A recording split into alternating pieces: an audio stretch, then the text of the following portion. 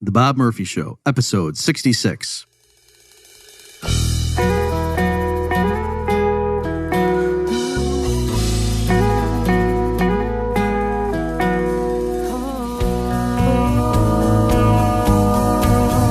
There's a tidal wave coming. What you gonna do? Get ready for another episode of The Bob Murphy Show, the podcast promoting free markets, free minds, and grateful souls. It's your source for commentary and interviews, conducted by a Christian and economist. Now here's your host, Bob Murphy.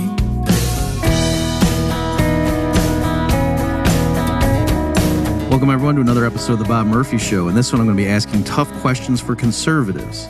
Now, conservatives, let me say to you, in case your buddies have given you this episode, say, hey, listen to this. I'm not trying to zing you, not trying to make you feel dumb, not trying to embarrass you. I want you to just think, because I believe there are several areas where your standard arguments don't line up with each other. The argument you use in one area doesn't fit up with the argument you use elsewhere. Also, let me say, I used to be a conservative. I came of age politically listening to Rush Limbaugh and subscribing to the Conservative Chronicle, which was a weekly digest compiling all the op-eds that week, running in major papers from conservative writers like Mona Charen, Cal Thomas, William Safire, and then in my case, my favorites were Walter Williams and Thomas Sowell, and that's what led me into libertarianism and economics. Let me also say, for some of these questions that I'm going to ask, it might sound like I'm agreeing with the liberal on that issue, but that's probably not what it is. Really, it's that I think the libertarian position is more nuanced and capable of avoiding the problems with both the typical conservative and typical liberal position on things like gun control and whatnot. Okay, so don't assume that if I ask a question that if it were coming from Hillary Clinton, you would know exactly what she meant by that. Don't think I mean the same thing. Lastly, if you want to see my questions for progressives, go to bobmurphyshow.com/62. Without further ado, here are my tough questions for conservatives. I've seen a lot of arguments for school choice, by which people mean vouchers that the government provides to parents so that they can pull their kids out of public schools and send them to private schools and the government pays for it.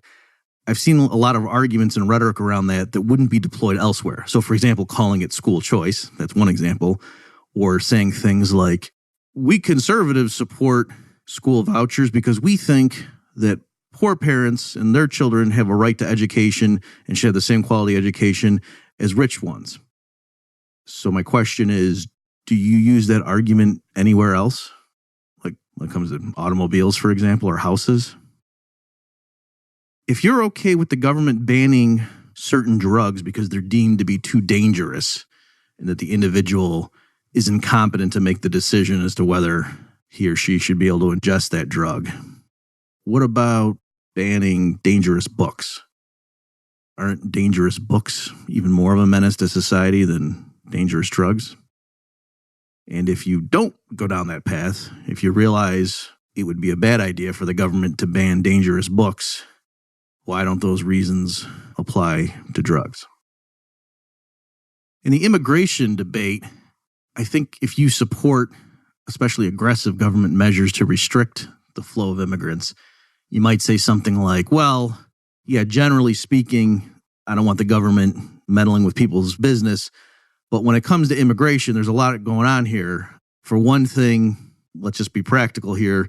These immigrants coming in are going to tend to vote Democratic, right? They're going to vote for a bigger welfare state and so on. So we can't ignore that.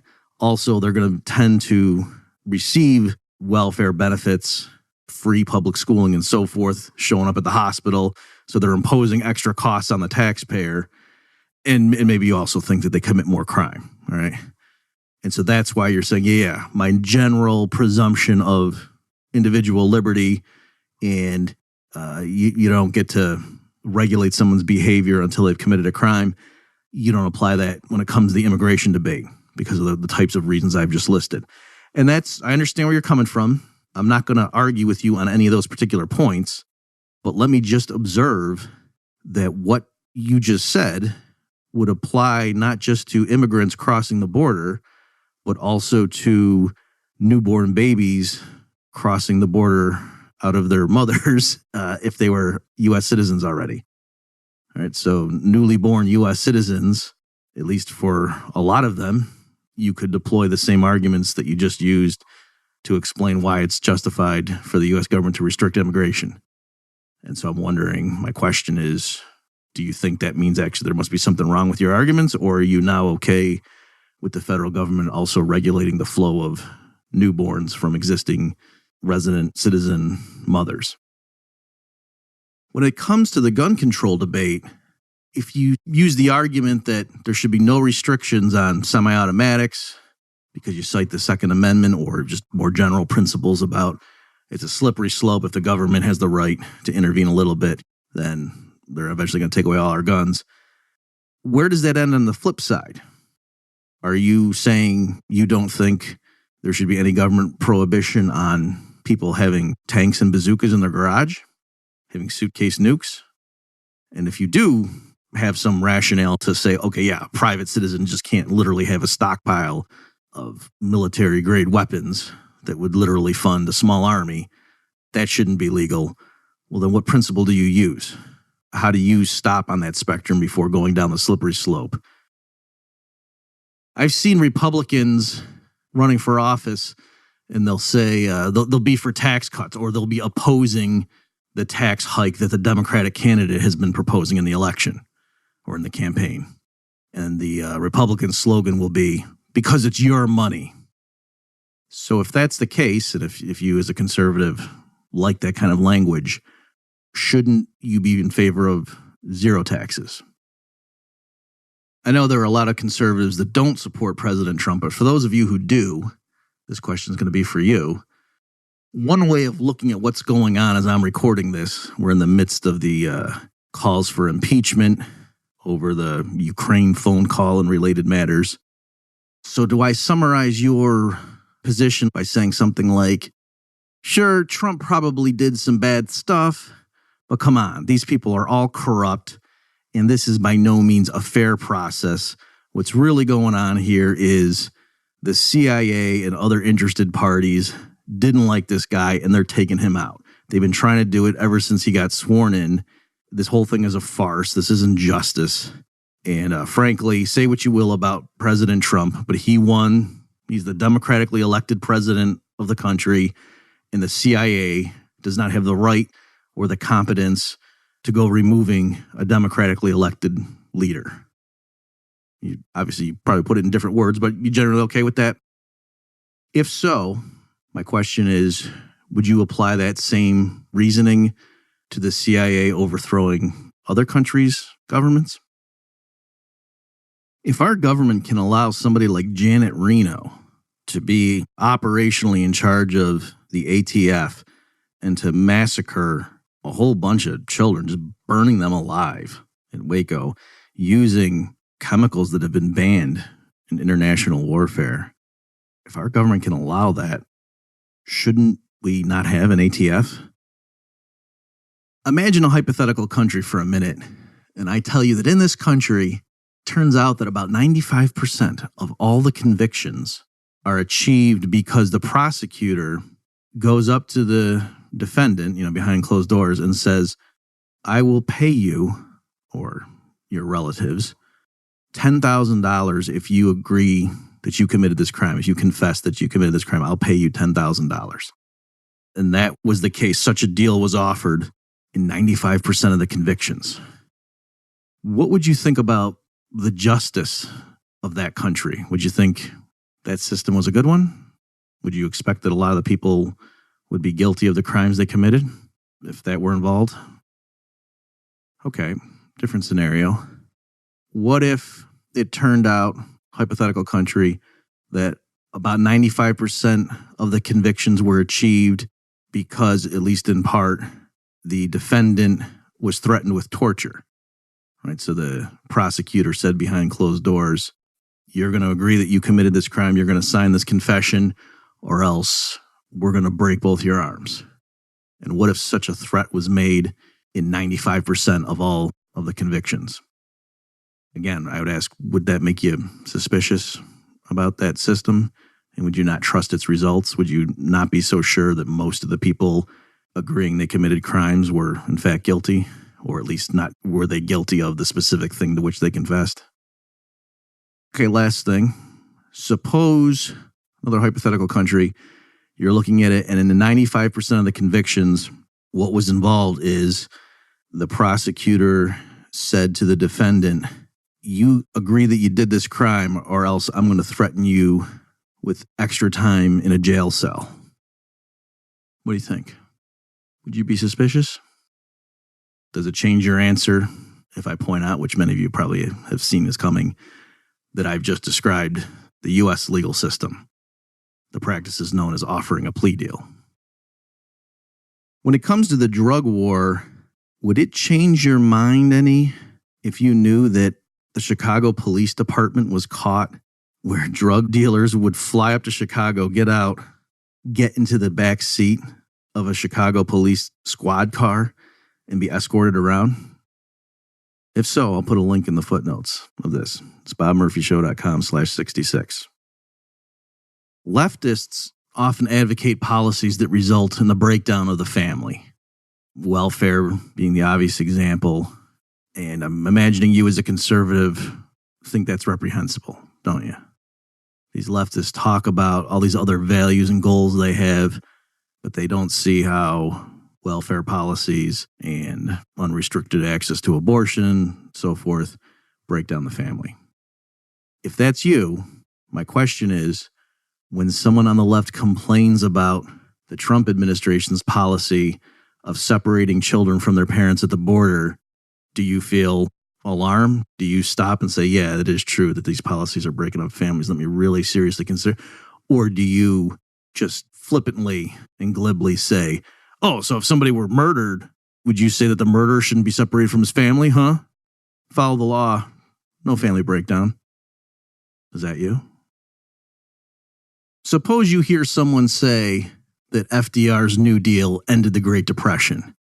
Is your response to say, no, it didn't. It was World War II. That's what got us out of the Depression.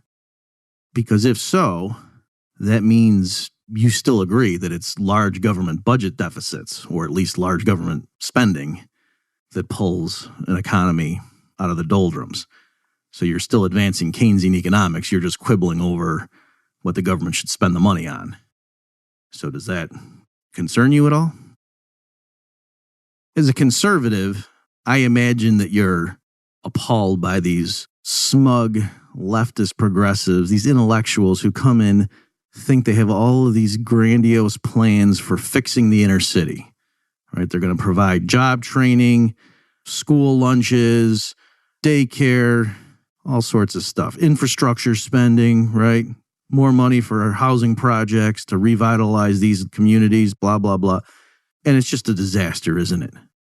And you know that these people aren't competent enough to do that. And you also know that they shouldn't be believed when they tell us how noble and righteous they are. Really, a lot of what's going on there is they like running people's lives. Isn't that the case? Okay. Do you have the same cynicism when people on the right, conservatives, claim that just give them some money and missiles and troops and they can fix the Middle East? There was a period when the Republicans under the George W. Bush administration controlled the White House and both branches, and spending increased more quickly than in other scenarios. So if Republicans don't cut spending even when they control everything, what are you waiting for? At what point are you going to stop supporting them? Let's take a break from my tough questions for conservatives to mention that the economy, I think, is in store for a big shock. Let's put it that way. And in that kind of a situation, I think people should know about alternatives. And so let me just mention two things that I've worked on. One is my free PDF downloadable guide to understanding Bitcoin. Go to understandingbitcoin.us to get that. The other is a book I co-authored with Carlos Lara and Nelson Nash called The Case for IBC. So go to thecaseforibc.com for more information on that book. Those are different concepts, different asset types, if you will, but The similarity is that they both allow you to secede from the current standard system and hopefully be able to weather the coming financial storm. As a conservative, I'm sure you're sick of how people on the left will respond to a perfectly factual, neutral statement and claim that it's racist, right? For example, you can just claim that, oh, these welfare policies are destroying the black family. Or, hey, did you know there's some allegations that Martin Luther King was actually a plagiarist, right? Just saying things like that. And people will bite your head off and claim that you're a racist, right? Isn't that kind of annoying? You're just making a factual statement. It sure seems like U.S. foreign policy has a lot to do with the interest of the state of Israel, doesn't it? Now, my question is, do you think that I'm anti-Semitic because of what I just said, or did it at least give you that feeling and you rushed to that? And if so, do you see that that's exactly what annoys you about progressive leftists? After the war on terror was up and running, it was discovered that the CIA was running a worldwide network of secret prisons. The U.S. was spending close to half of the entire planet's budget on military spending. Later on, under the Obama administration, there was a secret kill list formed in which the president and his aides could take out people with drones, for example. At what point would you start thinking that America was not the good guys anymore on the world stage? Is there such a point? If you don't think it's yet been reached, can you come up with a point hypothetically and just draw a line in the sand in your mind so that down the road you won't just keep moving it? Do you revere Abraham Lincoln as a hero of liberty who ended the scourge of slavery? Why is it that the United States and Haiti were the only two places where a bloody war was necessary to end slavery? I realize a lot of conservatives are not in favor of tariffs, but especially with the Trump administration, many of you are, so these questions are restricted to you. If the U.S. putting up tariffs creates jobs at home, boosts our manufacturing base and so on, then in World War I, when the German U-boats blockaded Britain, weren't they foolishly creating jobs for Englishmen? Suppose in the United States we drew a line cutting the country in half, like from the Canadian border down to Mexico, down the middle of the country. And they passed a rule saying people on the west side of the country couldn't trade with people on the east side, or maybe there were very high tariff barriers. Wouldn't that make everybody a lot richer? By the way, that's not a slam dunk question. There's an obvious response, but I want you to at least, if you're going to be in support of tariffs, to think through the logic as to what exactly your position is, because I think that will help. Would you be happy if China stopped engaging in currency manipulation? Right? If the Chinese government stopped engaging in policies that propped up the US dollar vis-a-vis their own currency? Okay, related question. Would you be sad if the Chinese government, perhaps in an attempt to stick it to the Trump administration, stopped buying US treasuries, stopped lending money to the US government? Because I've just described the same thing. If capitalism is such a great system and socialism is so obviously stupid and bankrupt, then did we really need a Cold War? Was the Soviet Union really that much of a threat to the world if they relied on a system that you're saying is obviously backward? If you're a fan of the Declaration of Independence, then do you agree you have to agree that the southern states had a right to secede and break away from the Union? In case you're really upset about Chinese companies stealing so-called intellectual property, this question is for you. Is intellectual property really a coherent concept? Let me give you some examples. What if there's a girl in high school and she starts wearing her hair a certain way? Do you think it makes sense that if other girls start copying that style, the first girl can sue them and they have to pay her money to have the licensing right to wear that style? Or what if Einstein tried to go charge people for using the formula E equals MC squared? What if the first person to figure out how to make a fire tried to patent that. I'm guessing you're a huge fan of what the Allies did in World War II. And maybe you would describe it as saying, look at the situation they faced. There was this brutal dictator, and we know this guy was bad. I mean, he killed millions of his own people, and he had taken over half of Europe. So heck yes, it's a good thing the U.S. went in. And then notice what one of the consequences of that intervention was. There was a brutal dictator, and we know he was bad because he killed millions of his own people, and he ended up being in control of half of Europe. Suppose Trump gets reelected and California votes to secede. Are you going to be okay if they do that? Are you going to say, yes, I think they should have the right to go ahead and do that? Or would you be in favor of the federal government forcibly suppressing that? Regarding President Trump's current battles against those calling for his impeachment, you as a conservative, are you okay with this? I'm going to describe something and then I'm going to have a follow-up question. If President Trump can spend 2 years fending off this bogus investigation into Russian collusion, where several of the claims were just palpably absurd, and you can't believe he's got to deal with this stuff. This is even an issue. If he's having that much difficulty and he's a billionaire on top of it, right? If the agents of the state, if they really want to stick it to somebody, they can tie him up for years. So if the president of the United States is susceptible to that, even being a billionaire on top of everything else, then when you hear someone on the left complaining that the judicial system unfairly targets relatively powerless people, and for example, says that the people on death row, need to have their cases reexamined, is your response, system's basically fine, and yeah, if you're in prison, you probably did something.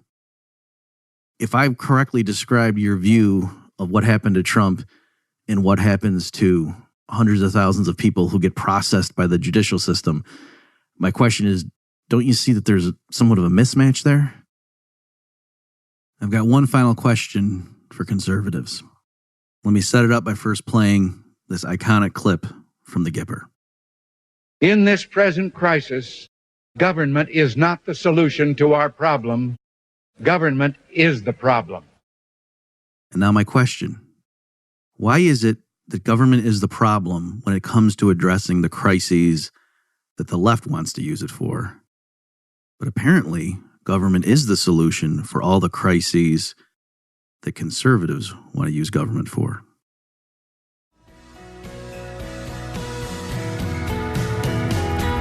You've just experienced another episode of The Bob Murphy Show, the podcast promoting free markets, free minds, and grateful souls.